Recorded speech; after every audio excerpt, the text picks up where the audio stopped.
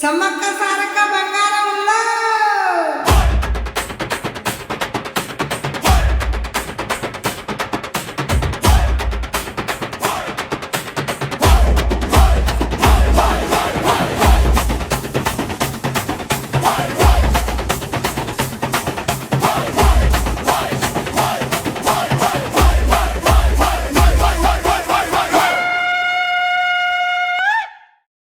Hello guys, welcome back to our YouTube channel the social book.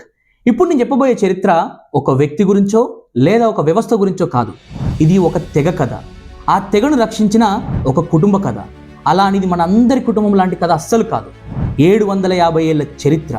ఒక గిరిజన తెగ, ఒక తల్లి బిడ్డ తమ జాతి అస్తిత్వం కోసం ప్రాణాలు తెగించి చేసిన ఒక మహా తిరుగుబాటు. వారి రక్తంతో తడిసిన ఒక నది, ప్రాణాలు సైతం లెక్క చేయకుండా చేసిన ఒక పోరాటం. ఆ పోరాటంలో వారు చేసిన మహాప్రాణ త్యాగం, అదే మేడారం. ఇదే మన సమ్మక్క సారక్క చరిత్ర. మనలో చాలా మందికి ఈ చరిత్ర గురించి ఎంతో కొంత తెలుసు. కానీ ఈరోజు ఒక మెట్టు పైకెక్కి చాలా కొత్త విషయాలు నేను మీకు ఈ వీడియోలో చెప్పబోతున్నాను. ఇంకా లేట్ చేయకుండా let's get into the video.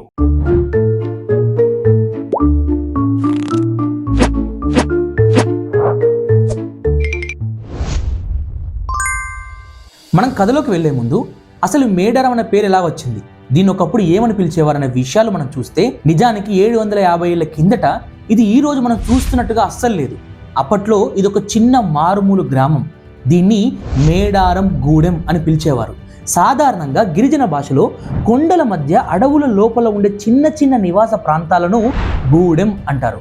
Medaram కూడా అప్పట్లో కోయ గిరిజనులు నివసించే ఒక చిన్న గూడెం మాత్రమే. అయితే మేడారం అనే పేరు రావడానికి వెనుక 3 ఆసక్తికరమైన కారణాలు ఉన్నాయి. దాంట్లో ఒకటి ఏంటంటే, ఆ ప్రాంతంలో ఒకప్పుడు మేడ అనే రకానికి చెందిన చెట్లు విపరీతంగా ఉండేవట. ఆ చెట్లు ఎక్కువగా ఉన్న అరణ్యం కాబట్టి కాలక్రమేణా అది మేడారంగా మారిపోయింది. ఇంకొకటి ఏంటంటే, గిరిజనుల భాషలో మేడ అంటే ఒక ఎత్తైన ప్రదేశం అని కూడా అర్థం ఉంది. అడవిలో ఎత్తైన ప్రాంతంలో ఉన్న గూడెం కాబట్టి ఆ పేరు వచ్చిందని కూడా కొంతమంది నమ్ముతారు. మూడవది ఏంటంటే, ప్రజెంట్ మేడారం అనే మొత్తం ప్రాంతాన్ని ఒకప్పుడు మేడరాజు అనే ఆ తెగకు సంబంధించిన రాజు పరిపాలిస్తుండేవాడట. సో అతని పేరుకు గుర్తుగా ఆ ప్రాంతానికి ఆ పేరు వచ్చిందని అక్కడున్న వాళ్ళందరూ నమ్ముతారు. సరే, ఇప్పుడు మనం కథలోకి వెళ్తే, మేడారం కథ 13వ శతాబ్దంలో మొదలైంది. అప్పుడు ములుగు జిల్లాలోని ఏటూరు నాగారం ప్రాంతం అంతా దట్టమైన అడవులతో ఉండేది. ఒకరోజు ఆ అడవిలోకి వెళ్ళిన కోయ గిరిజనులకు ఒక వింత దృశ్యం కనిపించింది. భయంకరమైన క్రూర మృగాలు తిరిగే చోట ఒక చిన్న పాప పులి పిల్లలతో ఆడుకుంటూ కనిపించిందట. ఆ పాప ఎవరో ఎక్కడి నుంచి వచ్చిందో ఎవ్వరికీ తెలియదు. కానీ ఆ పాప ముఖంలో ఏదో తెలియని శక్తి ఉందని గమనించిన గిరిజనులు ఆమెను అడవి తల్లి ఇచ్చిన వరంగా భావించి వాళ్ళ తెగలోకి తెచ్చుకున్నారు. ఆ పాపకే సమ్మక్క అని పేరు పెట్టి పెంచుకున్నారు. సమ్మక్క సామాన్యమైన అమ్మాయిలా కాకుండా అడవిలోని ప్రతి మొక్కల్లో ఉన్న ఔషధ గుణాలను, ప్రకృతి రహస్యాలను తెలుసుకుంటూ పెరిగింది. అందుకే ఆమెకు ఆయుర్వేదంపై మంచి పట్టు ఉండేది. ఆమె పెద్దయ్యాక మేడారం పాలకుడైన పగిడితి రాజుతో వివాహం జరిగింది. వీరికి సారలమ్మ, జంపన్న, నాగులమ్మ అని 3 పిల్లలు పుట్టారు. ఆ తల్లి బాటలోనే నడుస్తూ ఆ పిల్లలు కూడా ప్రజల కోసం, ప్రకృతి రక్షణ కోసం పెరిగారు. ఇలా కాలక్రమేణా పెద్ద కూతురు సారక్క వివాహం గోవిందరాజు అనే ఒక వీరుడితో జరిగింది. ఇలా మేడారం గడ్డపై ఒక గొప్ప వీర కుటుంబం ఏర్పడింది. ఈ గిరిజన కుటుంబం ప్రజలందరినీ కన్న బిడ్డల్లాగా చూసుకుంటూ చాలా ప్రశాంతంగా ఉన్న టైంలో ఓరుగల్లును పాలించే కాకతీయ సామ్రాజ్యం నుంచి ఒక పెద్ద సమస్య ఎదురైంది. అప్పట్లో కాకతీయ చక్రవర్తిగా ఉన్న ప్రతాపరుద్రుడి కాలంలో రాజ్యానికి ఆదాయం పెంచుకోవడానికి అటవీ ప్రాంతాలపై కూడా పన్నులు విధించాలని నిర్ణయించారు. కానీ అప్పుడే మేడారంలో వరుసగా 3 ఏళ్ల పాటు భయంకరమైన కరువు వచ్చింది. తినడానికి తిండి లేక ప్రజలు అల్లల్లాడిపోతుంటే పన్ను కట్టాల్సిందే అని కాకతీయ సైన్యం ఒత్తిడి చేయడం మొదలుపెట్టింది. కానీ పగిడితి రాజు మాత్రం, నా ప్రజలు ఆకలితో అలమటిస్తున్నారు, నేను పన్ను కట్టను అని తెగేసి చెప్పాడు. ఇది రాజు మాటలకి ఎదురు చెప్పడం కిందకు వస్తుందని భావించిన కాకతీయ చక్రవర్తి అయిన ప్రతాపరుద్రుడు తన సేనాధిపతి అయిన యుగేంద్ర నాయుడి ఆధ్వర్యంలో ఒక పెద్ద సైన్యాన్ని మేడారం మీదకి యుద్ధం చేయమని పంపాడు. ఆ గూడెం మీదకి వచ్చింది సామాన్యమైన సైన్యం అస్సలు కాదు.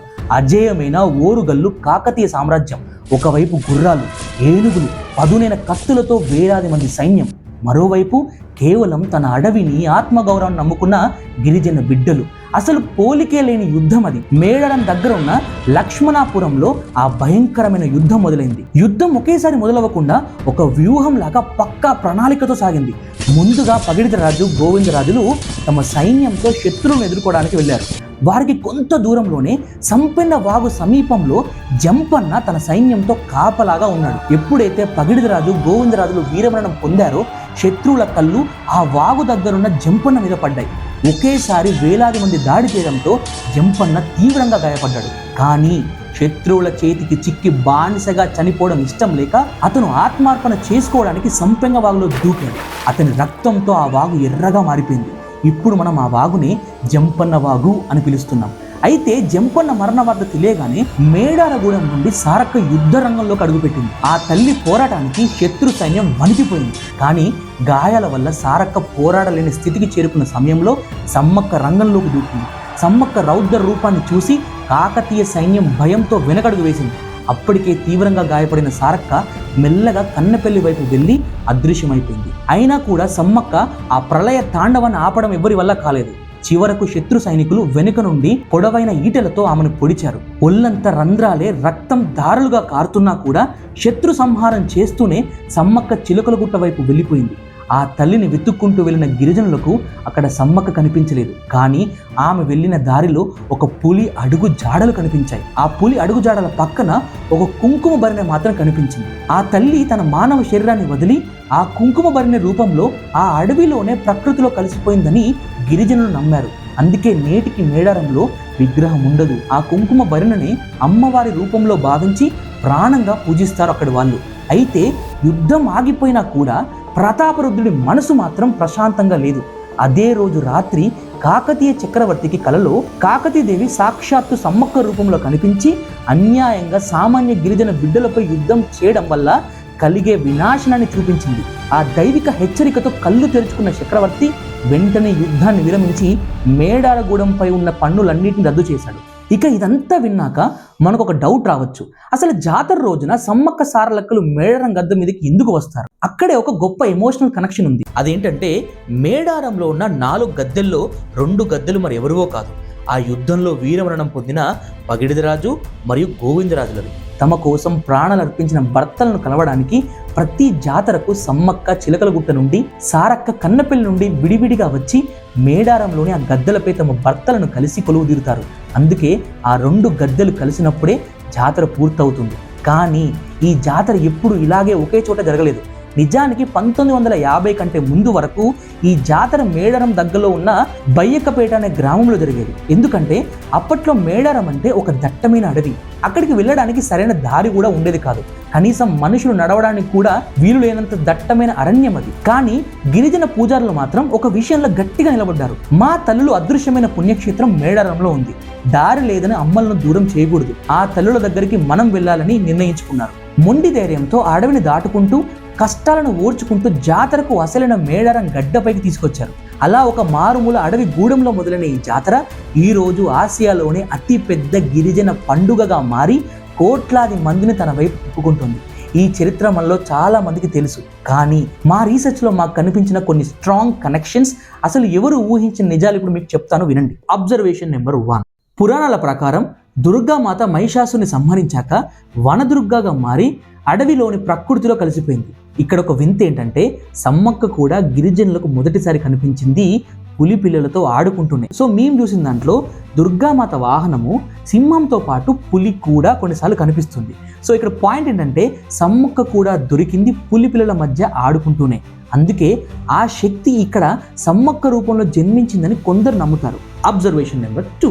మనకు సమ్మక్క 3వ కూతురు నాగులమ్మ గురించి చరిత్రలో చాలా తక్కువగా వినిపిస్తుంది. కానీ ఆదిశక్తికి ఉండే రూపాలలో నాగరూపం చాలా పవర్ఫుల్. అందుకే యుద్ధం తర్వాత ఆమె అదృశ్యమై నేటికి గద్దె పక్కనున్న చెట్టు మీద పాము రూపంలో కాపలగా ఉంటుందని గిరిజనుల విశ్వాసం. ఇది అమ్మవారి రక్షణకు ప్రతీక. Observation number 3. సమ్మక్క కేవలం వీరనారి మాత్రమే కాదు, ఒక గొప్ప మెడికల్ జీనియస్. అప్పట్లో కరువు వల్ల వచ్చే రోగాలకు ఆమె అడవి వేర్లతో మందులు కనిపెట్టి ప్రజలను కాపాడేది. ప్రకృతిని నమ్ముకుంటే ప్రాణాలు నిలుస్తాయని ఆమె అప్పుడే నిరూపించింది. Observation number 4. మేడారం అంతా మీరు ఒక్కసారి అబ్జర్వ్ చేస్తే అంతా పసుపు మయంగా కనిపిస్తుంది. దాని వెనుకున్న అసలైన లాజిక్ ఏంటంటే శానిటైజేషన్. లక్షలాది మంది వచ్చే చోట వ్యాధులు సోకకుండా ఒక న్యాచురల్ యాంటీబయోటిక్ లాగా పసుపు అందరిని రక్షిస్తుంది. ఇది ఆ తల్లి ఏర్పాటు చేసిన nature's protective shield. Observation number 5. Jampanna ఆత్మార్పణ చేసిన వాగులో స్నానం చేస్తే రోగాలు నయమవుతాయని నమ్ముతారు. దీని వెనుకున్న సైన్స్ ఏంటంటే ఆ నీరు ఆ అడవిలోని వేల రకాల మెడిసినల్ హెర్బ్స్ వేర్లను తాకుతూ ప్రవహిస్తుంది. అందుకే ఆ నీటికి సహజంగా చర్మ వ్యాధులను తగ్గించే హీలింగ్ పవర్ ఉంటుంది. Observation number 6. మీరు గమనిస్తే మిగతా గుళ్ళలాగా ఇక్కడ గోపురాలు గోడలు ఉండవు. ఆకాశం కింద కేవలం గద్దెలు మాత్రమే ఉంటాయి. దీనికి కారణం దైవం అంటే ఒక గదిలో బంధించే విగ్రహం కాదు, అంతటా వ్యాపించి ఉండే ఒక యూనివర్సల్ ఎనర్జీ. గాలి, వెలుతురు, వర్షం నేరుగా ఆ గద్దెలను తాకుతూ పంచభూతాల మధ్య ఈ తల్లులు ఉన్నారని చాటి చెప్తాయి. Observation number 7. మేడారంలో అమ్మవారికి మనం బంగారం సమర్పిస్తూ ఉంటాం, కానీ అది నిజమైన బంగారం కాదు, అది బెల్లం. దీని వెనుక ఒక అద్భుతమైన మెడికల్ రీజన్ ఉంది. మేడారం అడవుల్లో చలికాలంలో వచ్చే ఇన్ఫెక్షన్స్ని తట్టుకోవడానికి బెల్లం ఒక న్యాచురల్ ఇమ్యూనిటీ బూస్టర్. ఇది రక్తాన్ని శుద్ధి చేసి శరీరానికి తక్షణ శక్తినిస్తుంది. అందుకే ఆ తల్లికి అత్యంత ఇష్టమైన ఈ బెల్లాన్ని ప్రజలు భక్తితో తమ బరువు తూగేంత తులాభారంలాగా సమర్పిస్తారు. Observation number 8. జాతరలో మనం గమనిస్తే తల్లి సమ్మక కంటే ముందు బిడ్డ సారక్క గద్దెపైకి వస్తుంది. దీని వెనుక ఒక అందమైన బాధ్యత కూడా ఉంది. తన తల్లి వచ్చే సమయానికి తన జాతి ప్రజలందరికీ అన్నీ సరిగ్గా ఉన్నాయో లేదో అని ఒక బిడ్డగా ఆమె ముందు వచ్చి ఏర్పాట్లు చేసుకుంటుందట. ఇది ఒక తల్లి బిడ్డల మధ్య ఉండే ఒక మంచి మమకారానికి ప్రతీక. Observation number 9. సమ్మక్క అదృశ్యమైన తర్వాత ఏళ్ల తరబడి కరువులో ఉన్న ఆ ప్రాంతంలో కుండపోత వర్షం కురిసింది. ఆశ్చర్యకరమైన విషయం ఏంటంటే నేటికి మేడారం జాతర ముగిసిన 3వ రోజున వర్షం పడుతూనే ఉంటుంది. దీని వెనుక దైవిక శక్తితో పాటు ఒక బలమైన సైన్స్ కూడా ఉంది.